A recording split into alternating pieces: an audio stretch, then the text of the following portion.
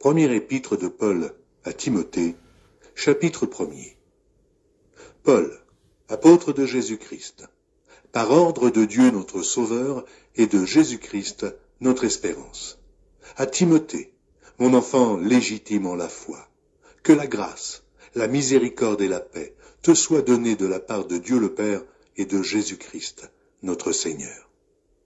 Je te rappelle l'exhortation que je te fis à mon départ pour la Macédoine, lorsque je t'engageais à rester à Éphèse, afin de recommander à certaines personnes de ne pas enseigner d'autres doctrines, et de ne pas s'attacher à des fables et à des généalogies sans fin, qui produisent des discussions plutôt qu'elles n'avancent l'œuvre de Dieu dans la foi.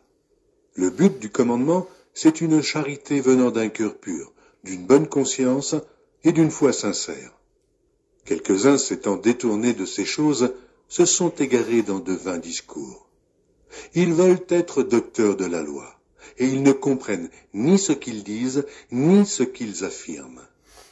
Nous n'ignorons pas que la loi est bonne, pourvu qu'on en fasse un usage légitime, sachant bien que la loi n'est pas faite pour le juste, mais pour les méchants et les rebelles, les impies et les pécheurs, les irreligieux et les profanes, les parricides, les meurtriers, les impudiques, les infâmes, les voleurs d'hommes, les menteurs, les parjures, et tout ce qui est contraire à la sainte doctrine, conformément à l'évangile de la gloire du Dieu bienheureux, évangile qui m'a été confié.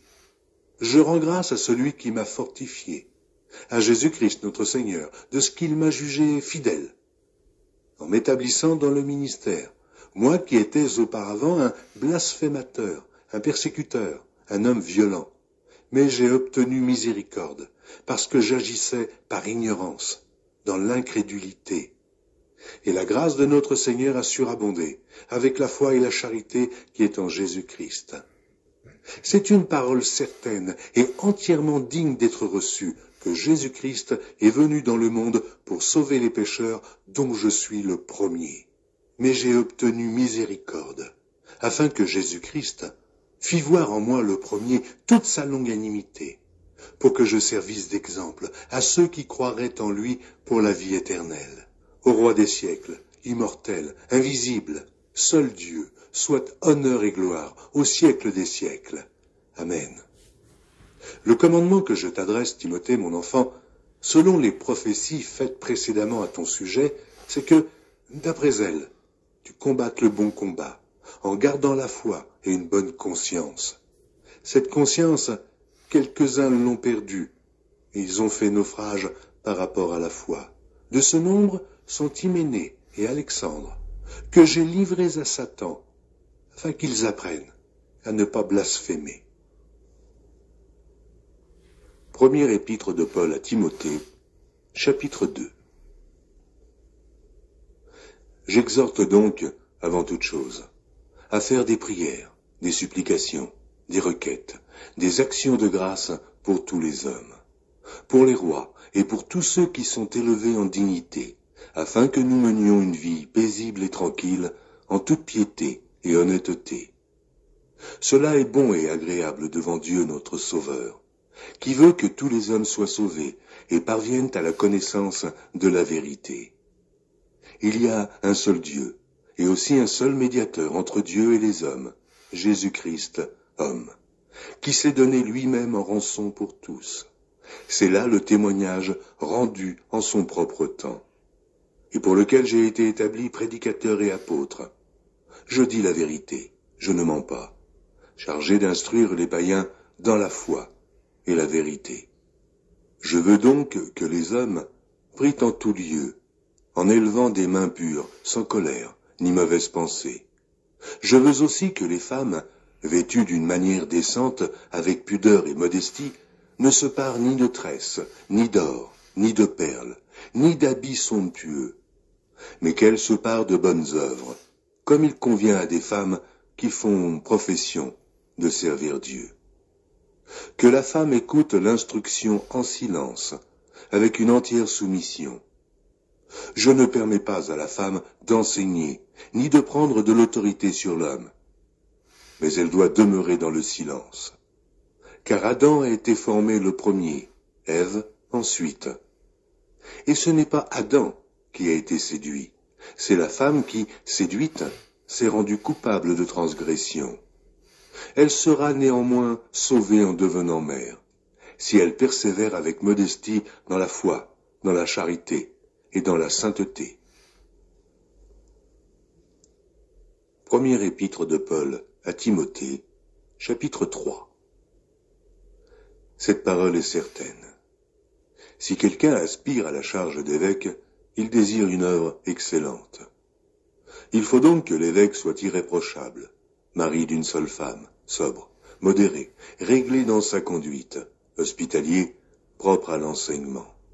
Il faut qu'il ne soit ni abonné au vin, ni violent, mais indulgent, pacifique et désintéressé. Il faut qu'il dirige bien sa propre maison et qu'il tienne ses enfants dans la soumission et dans une parfaite honnêteté. Car si quelqu'un ne sait pas diriger sa propre maison, comment prendra-t-il soin de l'Église de Dieu? Il ne faut pas qu'il soit un nouveau converti, de peur qu'enflé d'orgueil, il ne tombe sous le jugement du diable. Il faut aussi qu'il reçoive un bon témoignage de ceux du dehors, afin de ne pas tomber dans l'opprobre et dans les pièges du diable.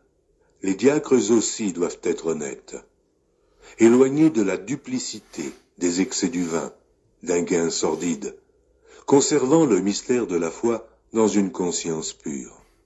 Qu'on les éprouve d'abord, et qu'ils exercent ensuite leur ministère, s'ils sont sans reproche.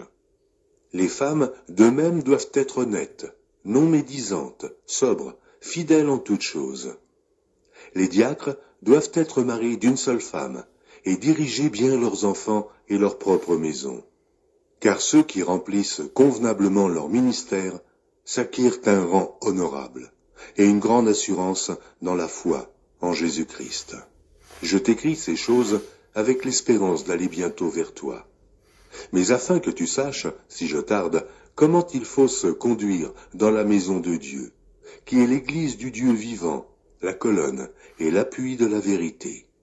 Et, sans contredit, le mystère de la piété est grand. Celui qui a été manifesté en chair, justifié par l'Esprit, vu des anges, prêché aux gentils, cru dans le monde, élevé dans la gloire. Première épître de Paul à Timothée, chapitre 4. Mais l'Esprit dit expressément que, dans les derniers temps, quelques-uns abandonneront la foi, pour s'attacher à des esprits séducteurs et à des doctrines de démons, par l'hypocrisie de faux docteurs portant la marque de la flétrissure dans leur propre conscience, prescrivant de ne pas se marier et de s'abstenir d'aliments que Dieu a créés pour qu'ils soient pris avec action de grâce par ceux qui sont fidèles et qui ont connu la vérité. Car tout ce que Dieu a créé est bon, et rien ne doit être rejeté, pourvu qu'on le prenne avec action de grâce, parce que tout est sanctifié par la parole de Dieu et par la prière. En exposant ces choses aux frères, tu seras un bon ministre de Jésus-Christ, nourri des paroles de la foi et de la bonne doctrine que tu as exactement suivies. Repousse les contes profanes et absurdes. Exerce-toi à la piété, car l'exercice corporel est utile à peu de choses, tandis que la piété est utile à tous, ayant la promesse de la vie présente et de celle qui est à venir. C'est là une parole certaine et entièrement digne d'être reçue. Nous travaillons en effet, et nous combattons, parce que nous mettons notre espérance dans le Dieu vivant, qui est le sauveur de tous les hommes, principalement des croyants. Déclare ces choses, et enseigne-les. Que personne ne méprise ta jeunesse, mais sois un modèle pour les fidèles, en parole, en conduite, en charité, en foi, en pureté. Jusqu'à ce que je vienne, applique-toi à la lecture, à l'exhortation, à l'enseignement. Ne néglige pas le don qui est en toi, et qui t'a été donné par prophétie avec l'imposition des mains de l'assemblée des anciens.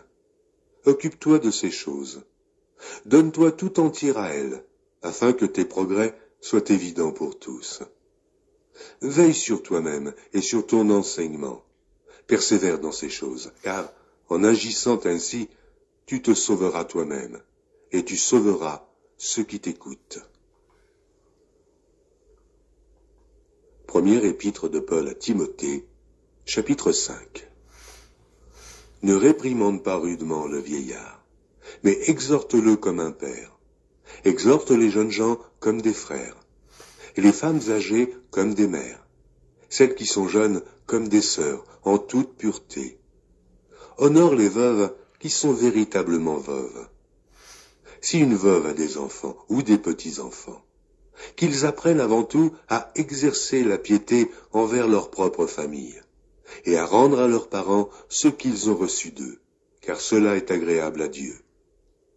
Celle qui est véritablement veuve, et qui est demeurée dans l'isolement, met son espérance en Dieu, et persévère nuit et jour dans les supplications et les prières.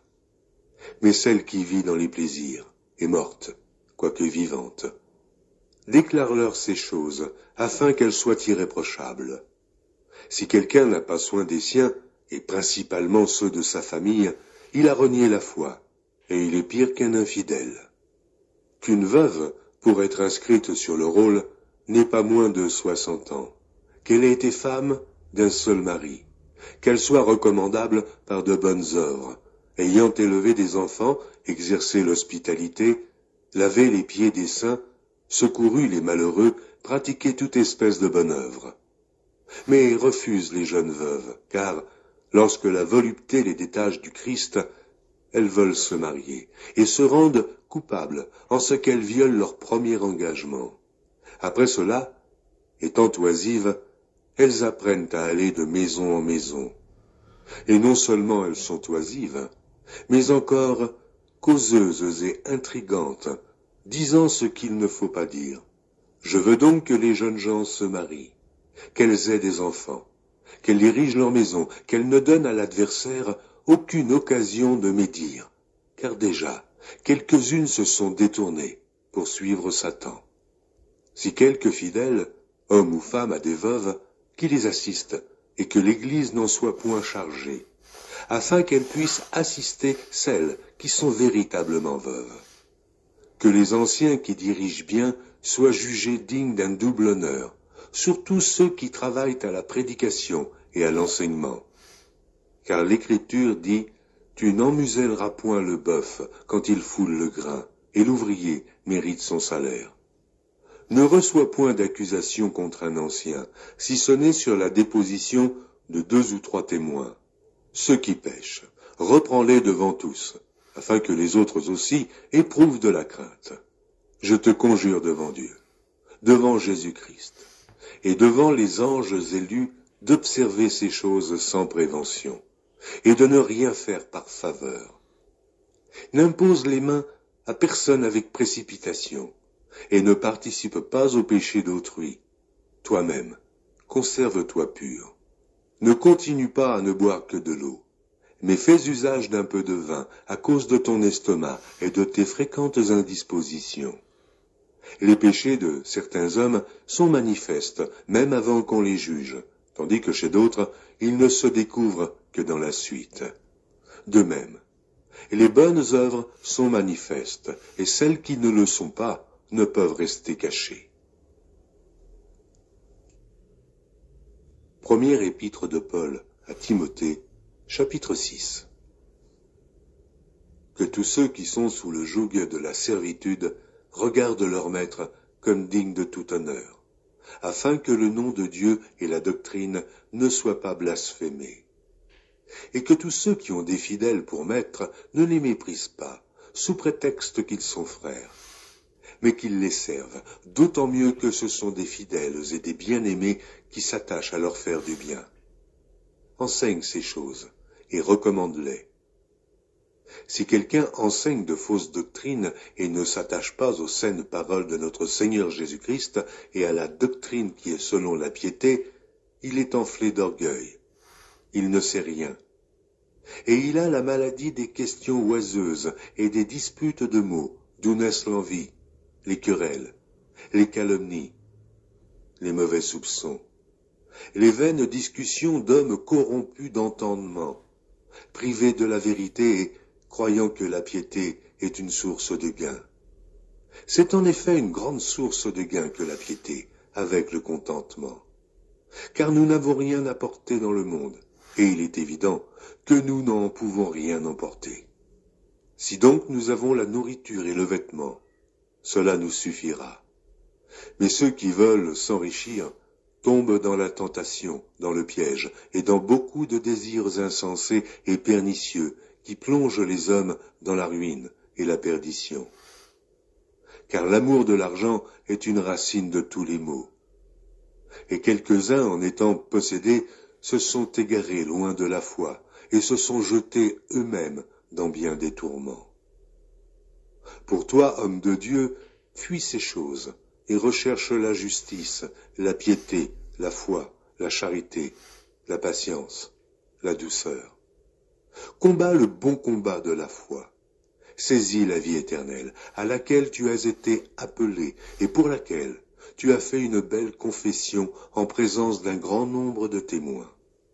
Je te recommande devant Dieu, qui donne la vie à toute chose, et devant Jésus-Christ, qui fit une belle confession devant Ponce Pilate, de garder le commandement et de vivre sans tache, sans reproche, jusqu'à l'apparition de notre Seigneur Jésus-Christ, que manifestera en son temps le bienheureux et seul souverain, le roi des rois et le Seigneur des seigneurs, qui seul possède l'immortalité, qui habite une lumière inaccessible, que nul homme n'a vue ni ne peut voir, à qui appartiennent l'honneur et la puissance éternelle.